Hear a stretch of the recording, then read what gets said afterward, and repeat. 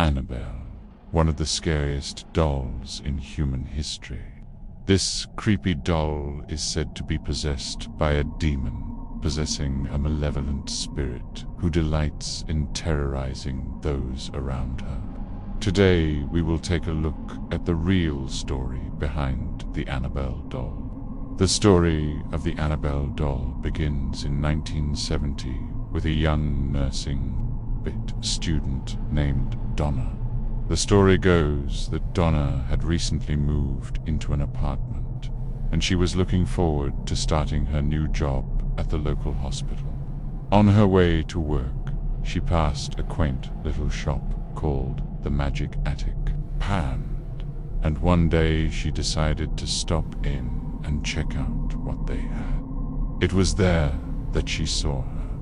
She was sitting on a shelf all alone, dressed in a Victorian nightgown, her porcelain face staring blankly ahead.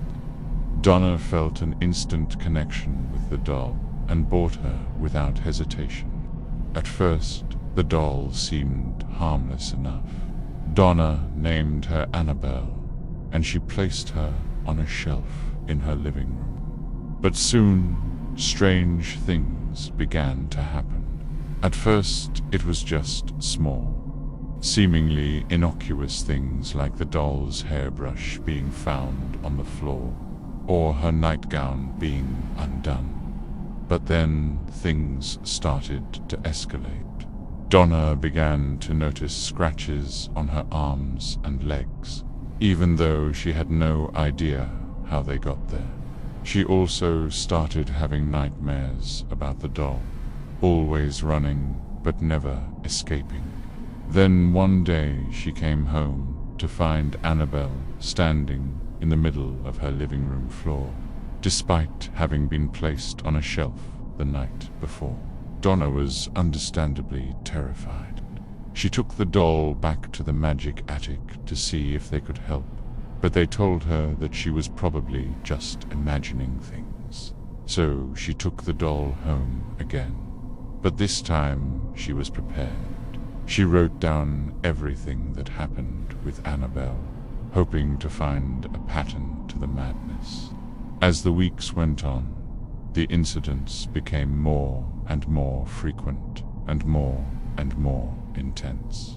In one particularly disturbing incident, Donna was awoken in the middle of the night by the sound of someone scratching at her door. When she opened the door, she saw Annabelle standing there, her eyes wide and staring. Donna screamed and backed away, tripping over something on the floor and scraping her arm. She looked down to see blood running down her arm. But when she turned back to the doll, she was gone. As the months went on, the story only got crazier. One day, Donna was working in the hospital morgue when she saw the body of a young girl who had died in a car accident. The girl's name was Annabelle, and she was the same age as Donna. Donna couldn't help but feel a sense of connection with the dead girl. She spent extra time with her body, talking to her, and even brushing her hair. When it was time to close the morgue for the night, Donna reluctantly left, promising to visit again tomorrow. But when she returned, she found that Annabelle's body had vanished. Had the girl's soul somehow transferred itself into the doll? Was that why Donna had felt such a strong connection with her when she bought her from the Magic Attic? The thought was terrifying, but it was the only thing that made any sense. Donna reached out to a local priest for help, but he was unable to perform an exorcism. He claimed that he wasn't properly trained. Needing help, Donna turned to paranormal investigators Ed and Lorraine Warren, who were well known for their work in dealing with demonic possessions. They agreed to come to Donna's house and investigate. When they arrived, they were shocked by what they saw. The house was a mess, filled with scratches and other signs of a struggle. They interviewed Donna, and pieced together the events that had been happening. And it didn't take them long to reach a conclusion. Annabelle was possessed by a demon. They attempted an exorcism, but it quickly went south. During the ritual, Annabelle came alive and attacked Lorraine, scratching and biting her. Just as things were getting out of hand, Ed was able to grab Annabelle and throw her into a nearby lake. There she was trapped under a rock at the bottom, unable to move. But the relief was short-lived. Soon the scratches and other disturbances began again. It was clear that Annabelle had escaped. Ed and Lorraine knew that they needed to destroy the doll, but Donna begged them not to. She was scared, but she didn't want Annabelle to be destroyed. So they agreed to let her keep the doll, but they put some very strict rules in place. They told Donna that she was never allowed to take Annabelle out of the house. She was to be kept in a locked case at all times, and she was never to be played with. Donna agreed to these terms, and for a while everything seemed to be fine. However, it didn't last. Donna's friend, who had been skeptical of the whole thing, decided to test Annabelle out. She tried moving the doll, but it didn't budge, so she decided to push her just a little harder. That's when the scratches began again. Her friend ran away in terror, convinced that the doll was possessed. This is when Donna finally realized that she couldn't keep Annabelle any longer. She called Ed and Lorraine back, and they came to collect the doll.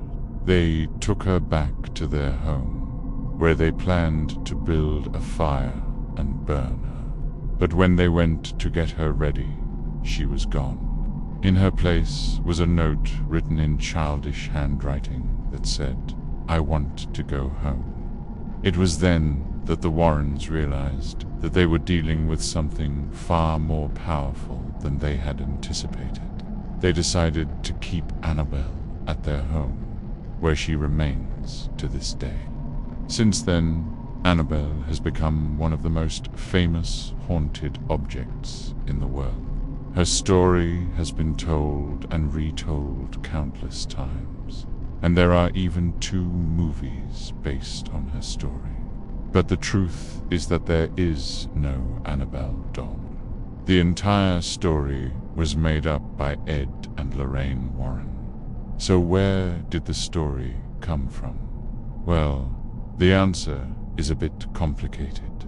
First of all, the names Annabelle and Anna have nothing to do with the doll. Annabelle is the name of Donna, the nursing student who first owned the doll, and Anna is the name of the dead girl whose soul is said to have transferred into the doll.